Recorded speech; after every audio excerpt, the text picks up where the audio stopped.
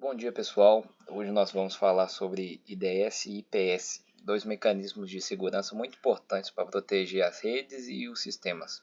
Vamos falar sobre ele e como ele pode proteger os ataques, como podemos evitar esses ataques, a diferença entre eles e no final de tudo vamos fazer uma conclusão e juntar tudo certinho para a gente conseguir entender todo o caminho. Vamos começar com a descrição de cada um deles. Aqui nós temos os tópicos que serão abordados. O primeiro, vamos falar sobre o IDS, que significa Sistema de Detecção de Intrusão. Ele funciona como um alarme para a sua rede. O IDS, ele monitora o tráfego e as atividades no sistema e procura por comportamentos suspeitos ou também conhecidos como os comportamentos maliciosos. As principais funções do IDS é detectar e alertar sempre que algo estranho vai acontecer. E o mais importante para se lembrar nesse caso é que ele não toma nenhuma ação para impedir o ataque, ele só informa. Agora, o IPS, ou conhecido também como Sistema de Prevenção de Intrusão, ele já vai além do que o IDS. Ele também monitora e detecta atividades maliciosas, mas diferentemente do IDS, o IPS ele é proativo. Quando identifica algo suspeito, ele já atua imediatamente para bloquear ou prevenir esse ataque. Então, se o IDS é como um alarme que avisa que tem um intruso na casa, o IPS é como um guarda-costas que impede do intruso entrar. Vamos falar agora sobre os tipos de IDS e IPS. Eles podem ser classificados dependendo de onde e como atuam. Começando com o IDS, temos o HIDS, que é baseado em host, e ele monitora dispositivos individuais, como servidores, observando alterações em arquivos e processos locais. Por outro lado, nós temos o NIDS, que é baseado em rede. Ele analisa o tráfego que passa pela rede, identificando padrões de ataque em tempo real. Já o IPS, a ideia é semelhante. O HIPS ele atua diretamente em dispositivos, mas além de monitorar, ele bloqueia ameaças localmente, como impedir a execução de um processo malicioso, por exemplo. O NIPS, que é baseado em rede, faz o mesmo trabalho do NIDS, mas também toma ações preventivas, como bloquear o tráfego suspeito automaticamente. E contra o que eles protegem? Bom, o IDS e o IPS ajudam a lidar com vários tipos de ataques, como ataques de força bruta, onde alguém tenta adivinhar a senha, injeção de SQL, que pode, por exemplo, explorar vulnerabilidades em banco de dados. Eles exploram as falhas dos sistemas, ataques de negação de serviço, como DOS ou DDoS, e até mesmo malware ou exploits conhecidos. Ou seja, eles cobrem uma gama muito ampla de ameaças. Pessoal, tudo bem? Meu nome é Daniel. Eu vou falar aqui um pouquinho como que esses ataques são evitados. Vamos começar entendendo como os ataques são evitados com a utilização dos sistemas IDS e IPS. O IDS, que é um sistema de detecção de intrusão, tem como a principal função monitorar o tráfego de rede em busca de padrões de ataques conhecidos. Então, ele utiliza duas abordagens principais. A comparação de assinatura, que verifica se o tráfego correspondente a um ataque já conhecido. Então, geralmente é um hash que ele procura. E a análise de heurística, que observa comportamentos anômalos que possam identificar um ataque em andamento. Já o IPS, que é um sistema de prevenção de intrusões, tem uma função mais proativa. Além de detectar ataques como o IDS, ele também pode bloquear os pacotes de dados maliciosos, impedindo que ele alcance o dispositivo, o destino dele final. O IPS pode, por exemplo, encerrar conexões suspeitas, bloquear IP, sendo usados para realizar aqueles que estão sendo usados para bloquear o ataque. O grande diferencial do IPS é que a capacidade de agir em tempo real e minimizando também o impacto da ameaça. No entanto, essa ação proativa pode gerar desafios também.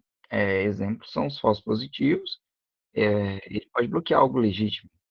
E os falsos negativos, que ele também pode não detectar uma ameaça real.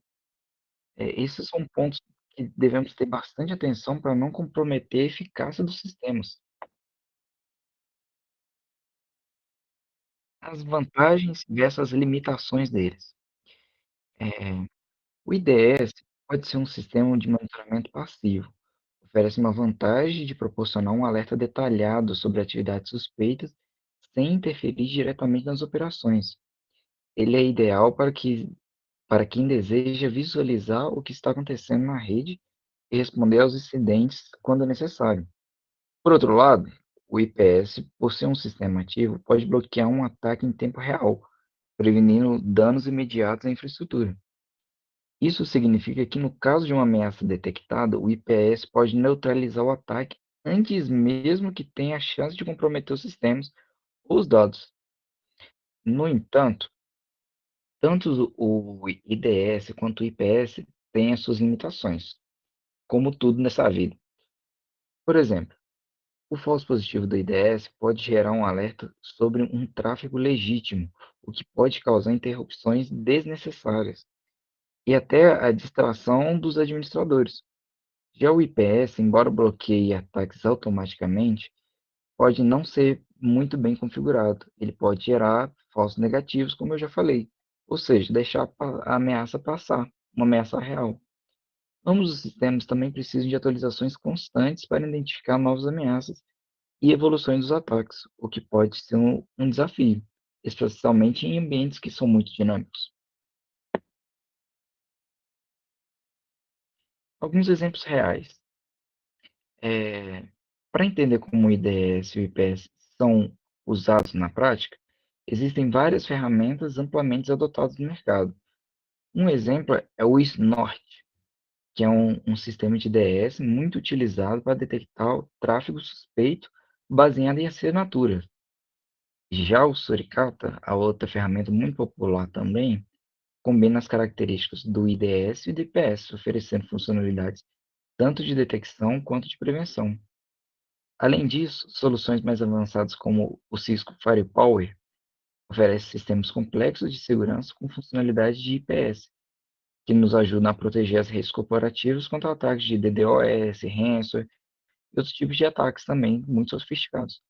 Muitas organizações financeiras, por exemplo, utilizam essas soluções para proteger dados sensíveis, garantindo que os ataques cibernéticos sejam detectados e prevenidos antes que possam causar qualquer dano à integridade dos dados.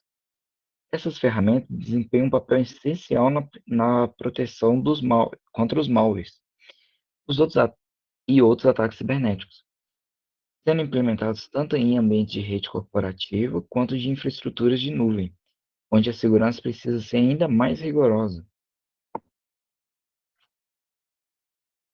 Qual que é a conclusão disso tudo?